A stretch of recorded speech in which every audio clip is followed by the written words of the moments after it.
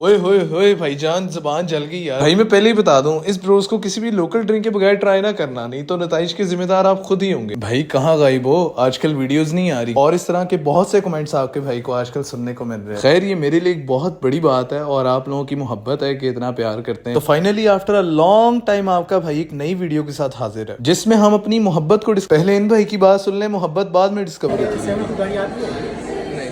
अच्छा, अब थोड़ी देर के लिए शराफत को साइड पे रखते हैं और क्योंकि अल्हम्दुलिल्लाह हम पैसे देके खाना खाते हैं तो रिव्यू भी खाने का तगड़ा होना चाहिए। बाकी जो भी इनकी खूबियां और खामियां हैं वो मैं आपको बिल्कुल ऑनेस्ट होकर बताऊंगा। So the first thing I had notice कि इनके चिकन का साइज बहुत ही छोटा है और प्राइस थोड़ी सी ओवर है। Although ambience, food quality and taste को अगर देखा जाए तो ये बाकी बातें फरामोश की जा सकती है। अगर बात की जाए ब्रोस की टेस्ट और इंजेक्शन की तो I would rate their bros 10 out of 10, क्योंकि यार जो बात हकीकत है वो हकीकत है। मैं यहाँ किसी को डिफेम करने नहीं है। बाकी बात कर लेते हैं ब्रोस के साथ आने वाली सॉसेस। अगर आप मेरी तरह हाफ ब्रोस परचेज करते हैं तो आप रोस्ट के साथ दो किस्म की सॉसेस ऑफर की जाती है। इनमें एक गार्लिक सॉस है और दूसरी हनी मस्टर्ड सॉस। बाकी कुछ साइड सॉसेस भी हैं जो आपके टेबल पर मौजूद होती हैं। पेरी पेरी सॉस मैंने इनकी ट्राई करने के लिए डाली थी बट वो मेरे से ज्यादा डल गई और इसका तजर्बा मेरे से ना पूछिएगा कैसा रहा भाई, बहुत फारिग टेस्ट था। बाय द वे ये जो साइड सॉसेस है ना, ये इनकी अपनी नहीं है, ये किसी और कंपनी की परचेज करते हैं। खैर अमेरिकन हॉट सॉस मैं थोड़ी डालने में कामयाब रहा और मुझे अपनी उस कामयाबी पर खुशी भी हुई, क्योंकि यार अगर ऑनेस्टली बताऊं तो मुझे अभी तक इन दो सॉसेस का बिल्कुल भी मजा नहीं आया था और इसके टेस्ट का अंदाजा मेरे फेस एक्सप्रेशन से बखूबी लगा सकते हैं। एंड आई गेस ये बारबेक्यू सॉस थी